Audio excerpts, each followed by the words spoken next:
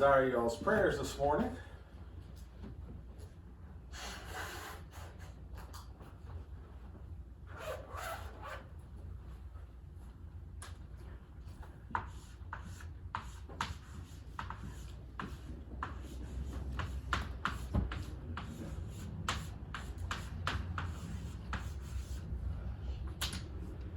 So what I wrote on the board this morning is imitation.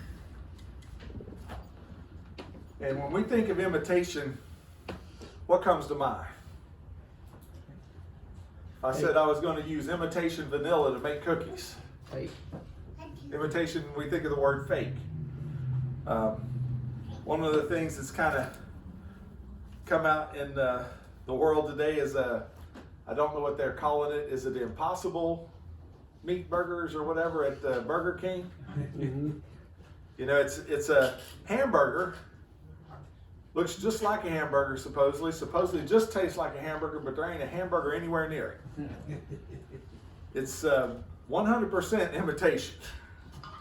Fake. Another word that comes to mind is mimic. I know there's been times where, you know, the different folks that when you're going out to eat at restaurants, you know, if somebody's wanting some crab meat, there is a thing they call imitation crab meat. But oftentimes, if you've had the real crab meat, you're like, you know, I really don't like that imitation. It's just not, it doesn't have what I want. Sheephead. So I'd like for us to just think about that, though, and I'd like to start off reading in Matthew 13, starting in verse 24. It's a familiar parable here. And this is Jesus speaking. He says, "Another parable put he forth unto them, saying, The kingdom of heaven is likened unto a man which sowed good seed in his field. But while men slept, his enemy came and sowed tares among the wheat, and went his way. But when the blade was sprung up and brought forth fruit, then appeared the tares also. So the servants of the householder came and said unto him, Sir, didst not thou sow good seed in thy field? From whence then hath it tares? And he said unto them, An enemy hath done this. The servants said unto him, Wilt thou then that we go and gather them up? But he said, Nay, lest while ye gather up the tares, ye root up also the wheat with it. Let both grow together until the harvest, and in the time of harvest I will say to the reapers, Gather ye together first the tares, and bind them in bundles to burn them, but gather the wheat into my barn. Now, we've all heard this story before about the wheat and the tares. And what is wheat used for? Is it any good? I mean, we only use it to make, let's see, breads, cakes, pastas, cookies, porridges. You can use wheat kernels as a cereal. You can, sometimes they'll make wheat berry salads. There's all kinds of food. Something I didn't realize is, until I was kind of studying for this, is wheat is the leading source for vegetable protein for humans. We eat more wheat than anything else when it comes to proteins for vegetables. But now that it's talking about the wheat and the tares. Now, what's a tare? Well, in looking at that, there's a weed called darnel. That is usually what this word refers to. If you go look at the actual Hebrew word or the Greek word, it's actually one that's usually used to refer to a weed called darnel.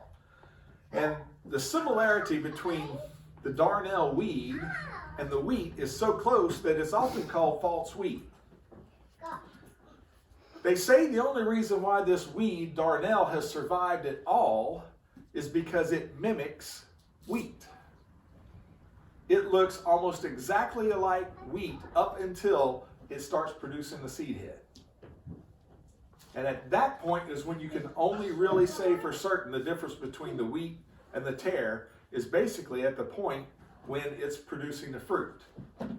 So if you planted a field full of seeds and you saw the little sprouts come up and you're trying to go through trying to see how many is wheat, how many are tares, you're not going to be able to tell at that point. They're all going to be green little sprouts that look alike.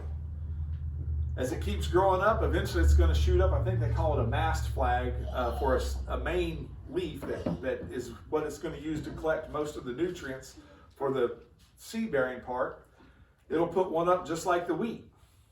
They say the only time you can tell the difference is if you get way down by the bottom. Look at the very bottom, right where the plant goes into the ground, the darnel have a little bit of red there. But now if you were trying to grow a field of wheat, would you want to go through your wheat field getting down on your hands and knees to look at the little bottom of each little stem of grass to see if you needed to pull it up or not? No, you're probably going to say, well, I'll just wait till the wheat grows up, because once it grows up, there is a difference. When wheat gets ripe, the top of it's that golden brown. Y'all have seen the wheat heads. Darnel is black. There's an obvious difference. It's okay. It looked just like wheat, and then poof, it fruited, and wait, that's not wheat. That's not the real thing.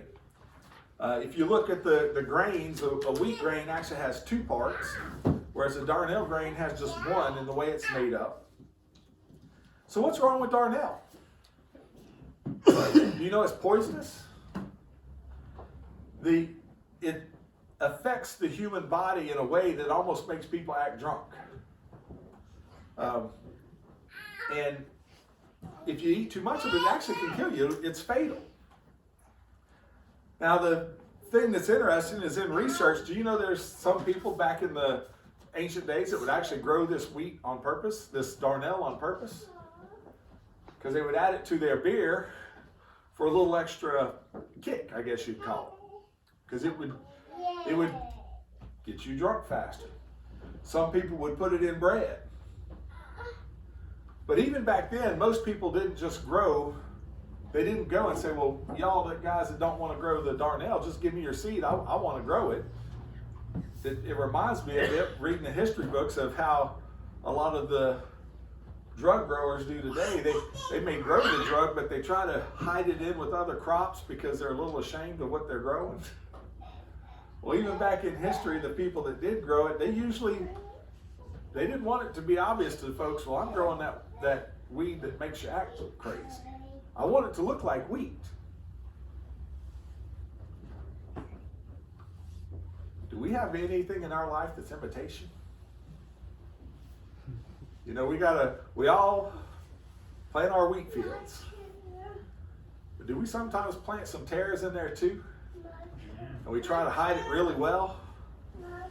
Try not to get found out that we're growing it's a wheat field. Don't look in that corner. Why? Well, it's about the fruit. And if you see the fruit over there, you'll recognize it's got those black seeds that aren't the good seeds. Well, do you have any imitation wheat in your field?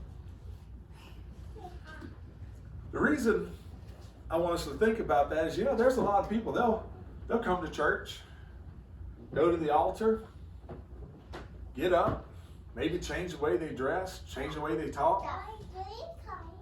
They'll do a lot of outward changes. Looks fine, looks good.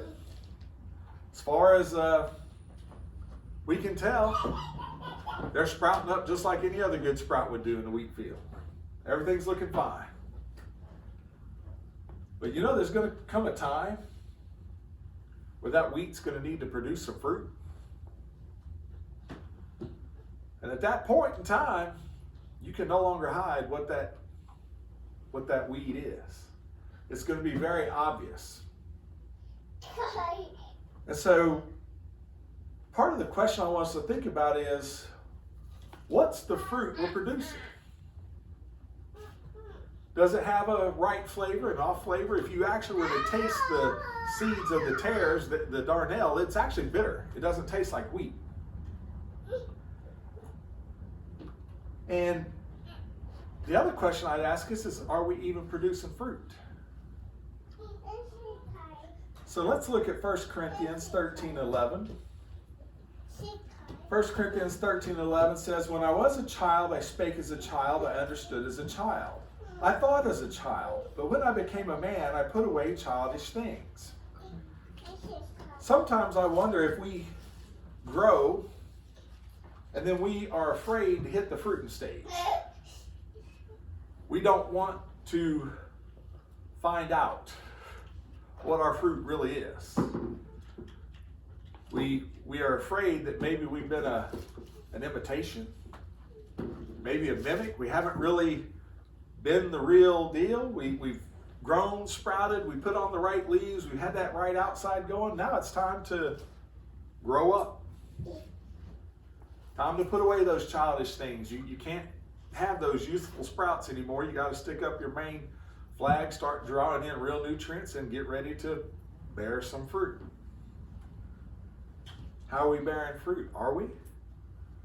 Are we stepping back and saying, okay, Lord, I'm not ready yet. I'm not ready to bear fruit. I'm scared. You know, I've been trying maybe to live right. And now the Lord's saying, okay, put some fruit out. Let's see. You know, it can be a little bit scary. And I'm speaking for myself, but I'm sure Brother Tom knows a little bit about what I'm about to say. When you first feel like the Lord taps you to stand up front, do you think it's just, oh, the Lord wants me to fruit, I'm going to go get in the pulpit? Like I said, I'm not speaking for Brother Tom, but I know for myself, no. You're not ready. Why? Well, Lord, what if there's something in my life? What if I've got things that I need to take care of? And the Lord did show me when I started getting ready to move out. There's some things I need you to take care of first. You've got some things that need to be, what did it say he was going to separate the tares from the wheat? There's some things that if you keep that in your life, it's going to mess up the flavor. It's going to cause problems, and you're going to have to go in. The only way to really get wheat and tares separated is to go in and hand separate them. One little stalk plant at a time. Are we afraid of what our fruit might be? Because we're not sure if we've been, dare I say, putting imitation vanilla in the cookies. And imitation vanilla tastes fine. There's nothing wrong with it. That's just an example. I don't want people to leave here saying he preached against imitation vanilla. But I also want us to look at Luke 13. Luke 13, verses 6 and 7. He spake also this parable. A certain man had a fig tree planted in his vineyard, and came and sought fruit thereon, and found none. Then said he unto the dresser of his vineyard, Behold, these 3 years I come seeking fruit on this fig tree, and find none. Cut it down, why cumbereth it the ground? Now we've heard this before, and in the story it goes on to where the man said, let me give it 1 more year.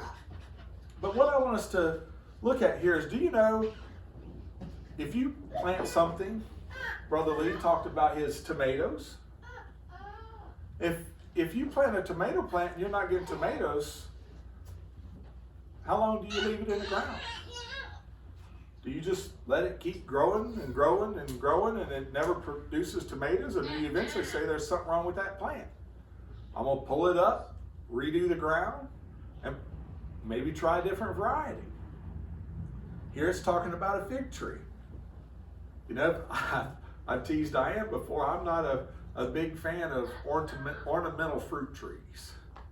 So a flowering pear tree to me has no value. I'd rather have a pear tree that puts pears out. And it's just me.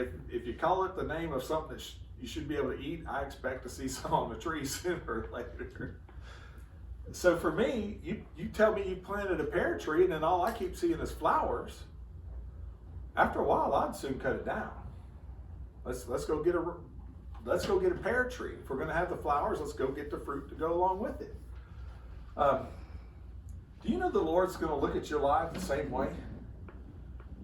And I know not everybody, you know, if everybody got up to preach, then that would be an awkward moment if all of us was standing up here.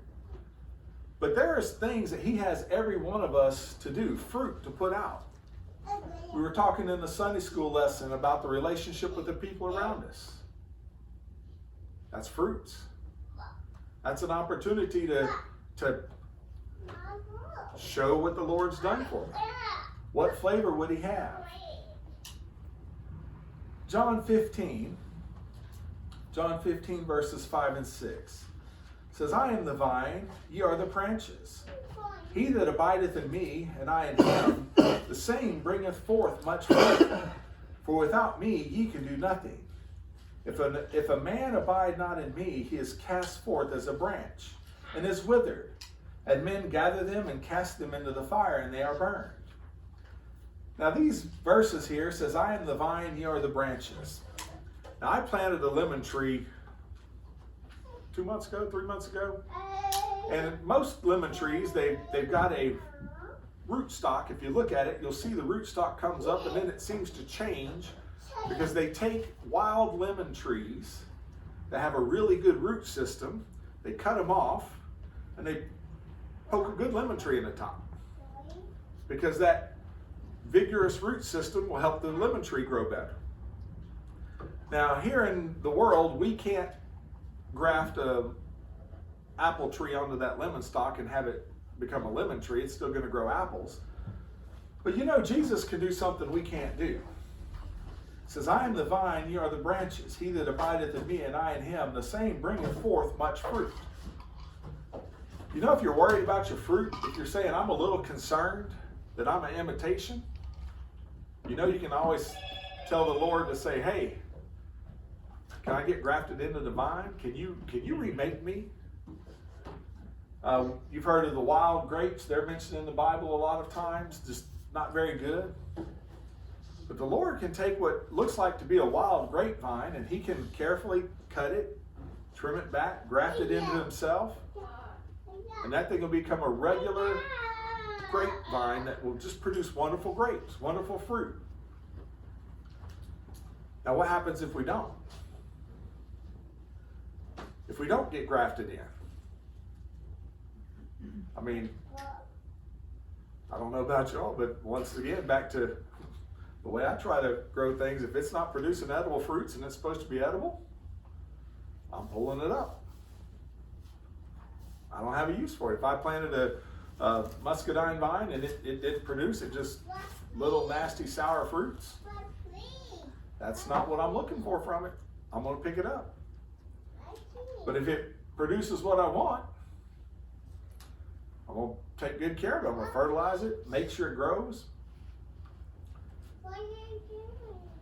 Sometimes I've watched people and I feel like that there's a lot of fear of being found out. Fear of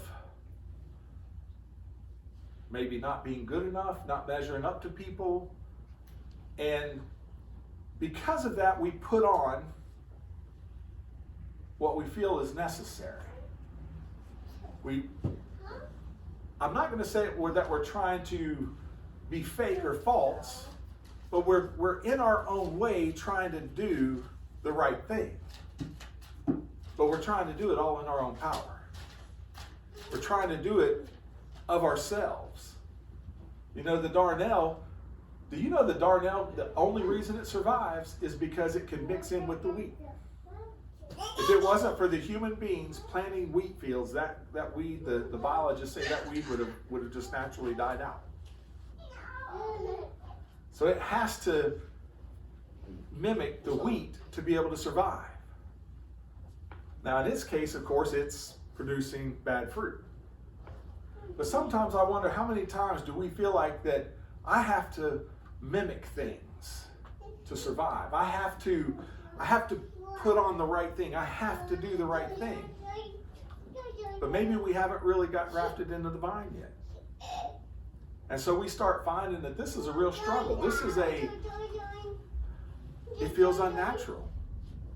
Because I'm trying to be something that I'm not 100% that person, that thing.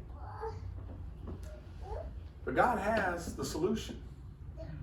He says you can get grafted into the vine, and once you're in that vine, the nourishments, the ability to produce fruit, it'll be there. But you have to be willing to change. You're not going to get grafted into that vine and stay your little sour grape self. Not to imply anybody's been sour grapes lately. It's just the verbiage. So I'd like to also look at Ephesians chapter 4, starting in verse 23. It says, "And be renewed in the spirit of your mind, and that you put on the new man, which after God is created in righteousness and true holiness." And to me, this is why I wanted to talk a little bit about the feeling of needing to imitate. Because that's in your head. That's a social reaction to people around you, to things around you, when we feel the need to imitate. But here it says, put on. Be renewed in the spirit of your mind. Put on the new man. Meaning you don't have to be an imitation. The Lord says, yes, I know you want to do right. I know you're trying. Just get grafted in. You won't be a fake, you'll be real, you'll be solid. But you know what? You may not look like a wheat either. You may be a fig tree. There's one thing that I find interesting. Now, the example of the wheat was just referring to humanity as a whole. But back to kind of what I said earlier, if everybody in the congregation was preachers, who's going to sit and listen? Who would decide who gets to preach that day? How long would we have to sit here to make sure everybody had time to feel the Spirit and know that this is the right person? But instead, the Lord doesn't call everybody to preach. What about being a Sunday school teacher? Song leader? What about a prayer warrior? You know, those are things and it's been this way in just about every group that Diane and I visited in our travels. You know, after a while, if you spend time with a group of people, you can generally pick out about three people, sometimes 4, that do all the praying in a group. If you were to go, you know that if it's prayer time in LaRondra, I can tell you about who's going to lead out. And I'm not trying to cast aspersions on anybody else. Some people seem to have a burden, a calling for that. They're good at it. I've listened to people go back through all the prayer requests, and I thought, I would have forgot half of those. Well, I've been called to stand up here. There's other people that are called to pray. I mean, it's not that we shouldn't pray, or that we should just say, well, those people will take care of it. But you know, where can we, all of us, do our part? I mean, we talked about the song leader. What if the song leader got up and sang the song and nobody sang with him? Would it be a very enjoyable song service? Get to listen to Charles sing 4-part harmony by himself? He has a beautiful voice. Well, he does. But it's one of those things that we need to be producing fruit for the Lord. And a lot of times it starts in our gatherings. But then it goes outside. It goes home with us. It goes out into our communities. And if we produce the right fruit, the Lord's going to water. He's going to plant. He's going to grow. We don't want to become known as imitation people. I've seen people. There was a gentleman in college that our dorm floor, let's see, we had a person that was a white witch. We had a person that was a Wiccan. We had a Hindu, a Muslim, myself. There was a Catholic on the floor. There was a Baptist. And then there was this guy that our nickname for him was the Christian fundamentalist with fangs. That's what we called him.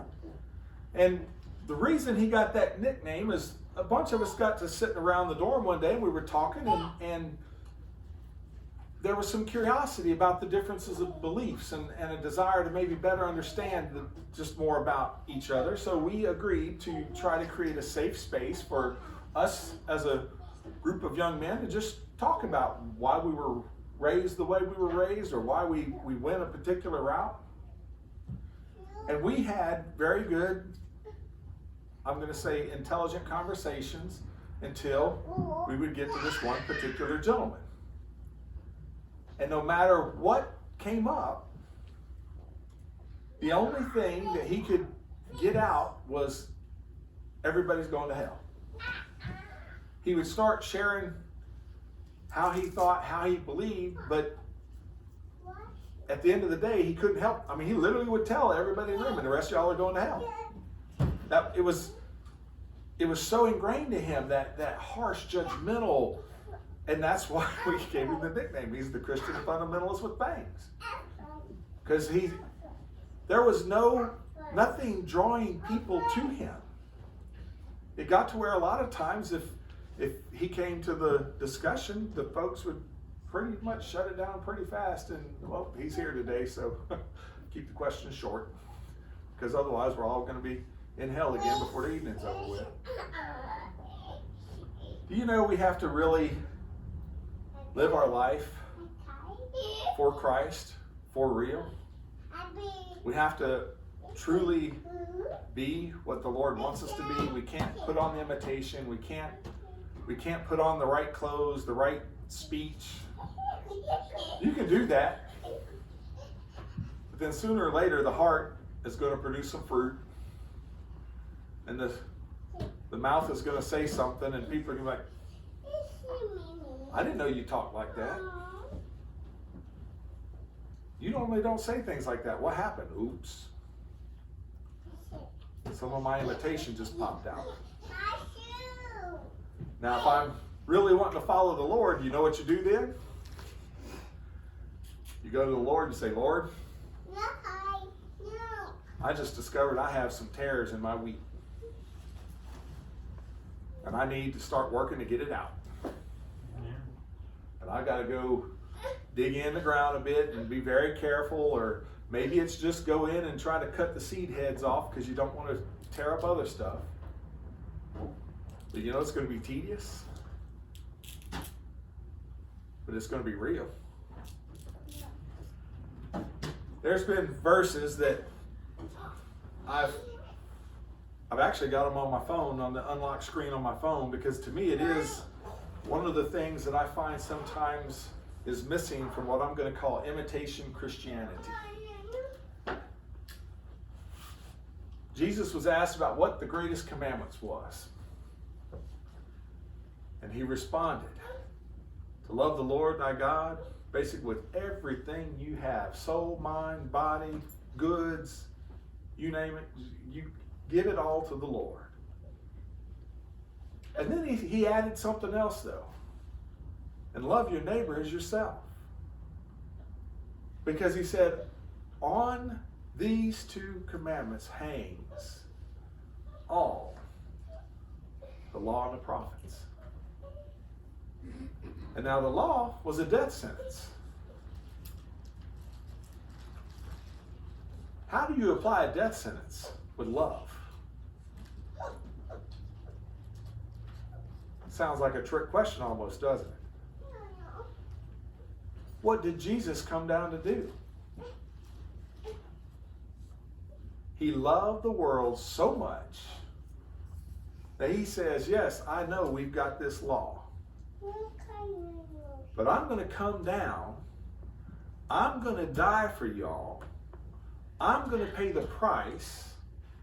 I'm going to let you get grafted into the right vine so you can grow. I'm going to give you my Holy Spirit to come live within you so you can do what's right. So you can produce the real fruit that my Father's looking for. And guess what? You don't have to worry about that law condemning you to death anymore, because you're under grace now. You still have to obey. The 10 Commandments didn't go away. You know, you can't run around doing crazy stuff. But what you can do is realize that the law applied properly with love as a backdrop isn't about condemning people to death. It's about getting them to heaven. That poor young fella that ended up with that nickname, Christian fundamentalist with fangs, would have been more focused on trying to get people to think about how to get to heaven instead of telling us all we were just going to hell. He might have had a different opportunity to interact with folks. Did his belief and the way he approached it change anything in the Bible? Thou shalt not kill, thou shalt not steal, thou shalt not commit adultery. No, don't bear false witness. Those things still applied whether he was condemning or whether he was loving. But Jesus, he wants us to be loving. He wants us to be obedient. But he didn't come down to say, you messed up. Get the firing squad over here. Line them up. Shoot him. And Jesus exhibited that in real life when the woman caught in the act of adultery was brought before him. What did he do? The law said the only option was death. That's the law. When you read it without the love. But when Christ took that same law that they brought her to him with and said, okay, that is what the law says. So now, the first one of you that's without sin, get a stone. Because if you love that woman as much as you love yourself, you willing to throw a rock at yourself and stone yourself? No. They all left. Jesus looked up. Where'd everybody go? Aren't they here to accuse you? She's like, nobody's here, Lord. And his response was not condoning the behavior. He didn't say, okay, well, then I don't condemn you either. Just go do whatever you want. You're free to live any way you want. He didn't say that, but what he did say is, I don't condemn you. Now go and sin no more. What we're going to put to death today isn't you. We're going to put sin to death. We're going to kill the right thing and not have to worry about trying to be an imitation. I mean, I think about that poor woman. How do you think she lived her life? Trying not to get found out because of her weaknesses. Putting on a good show. We heard the woman at the well, that was on her 7th husband. What was the speculation that I've heard a lot about why she was at the well in the middle of the day? That's not when you normally went to go draw water. No. There's been lots of speculation that she was there at that time of the day because she didn't have to put up with maybe jeers and harassment because she was dare I say, promiscuous woman. Yeah. But instead, the Lord sent his disciples into town. Y'all go buy food because I know this woman probably won't come up here if y'all crowded around here. Y'all go away and I've got someone to attend to because I need to extend a little more grace to get them onto the right path, to get them grafted into the vine so they can be the true person that I want them to be. Y'all pray for me.